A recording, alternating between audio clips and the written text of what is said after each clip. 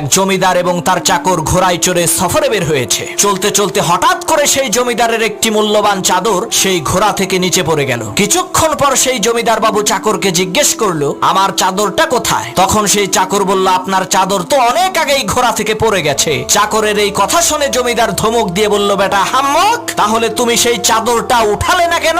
তখন সেই চাকর পকেট থেকে একটি কাগজ বের করে জমিদারকে দেখিয়ে বলল, আমার কি কি কাজ করতে হবে সবকিছু এই কাগজে আপনি লিখে দিয়েছেন, কিন্তু ঘোড়া থেকে কিছু পড়ে গেলে তা উঠাতে হবে সেইটা তো এই কাগজে লেখা নাই, এই কারণে আমি চাদরটি উঠাইনি। তখন জমিদার বাবু সেই কাগজের মধ্যে লিখে দিলেন, ঘোড়া থেকে কিছু পড়ে গেলে তা উঠাতে হবে। পরের দিন সেই চাকর বড় একটি পোটলা বোঝাই করে ঘোড়ার লাদি এনে জমিদার বাবুকে দিয়ে বললেন, এই যে নেন, আপনি না কাগজে লিখে দিয়েছেন ঘোড়া থেকে কিছু পড়ে গেলে তা তুলে আনতে হবে, তাই ঘোড়ার সব লাদিগুলো তুলে এনেছি, এখন আপনি খুশি তো?